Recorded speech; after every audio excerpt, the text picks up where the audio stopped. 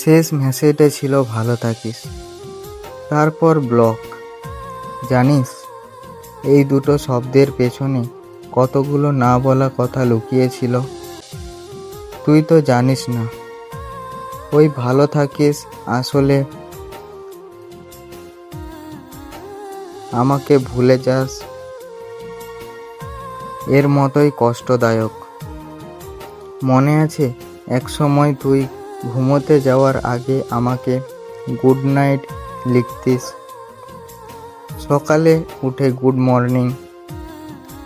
আজ শুধু দুটো শব্দ ভালো থাকিস লিখে তুই শেষ করে দিলি। হয়তো তুই ভাবিস এটা নরমভাবে বিদায় বলার উপায়, কিন্তু আমার কাছে এটা যেন শেষ দরজা নিজের হাতে বন্ধ করে দেওয়ার মতো। আর তারপরে তুই ব্লক করে দিলি। আমার আর কোনো প্রশ্ন করার সুযোগ থাকলো না। শেষবারের মতো বসে তোর সাথে কথা বলবো।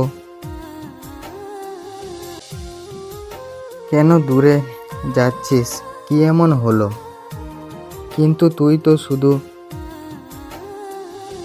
একটা নোটিশ দিয়েই চলে গেলি।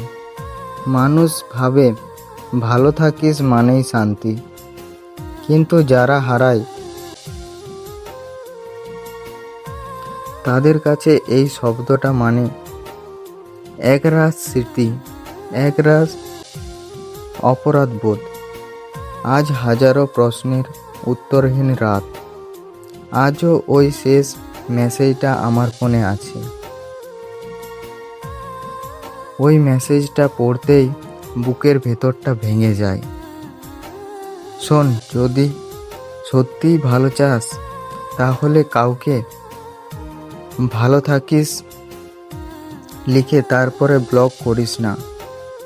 কারণ কখনো কখনো ওই দুটো শব্দ হয় কারোর জীবনে সবচেয়ে ভারী বিদায় নিয়ে আসবে। যদি তোমার জীবনে এমন কেউ থাকে যে শুধু ভালো থাকিস লিখেই বা ভালো থাকিস বলেই হারিয়ে গেছে,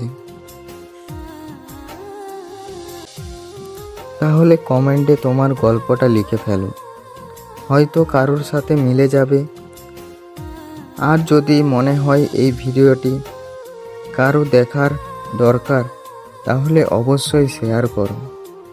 আর এইরকম আরও গল্প, কবিতা শুনতে আমার ফেসবুক পেজটি ফলো করো এবং আমার ইউটিউব চ্যানেলে সাবস্ক্রাইব করো।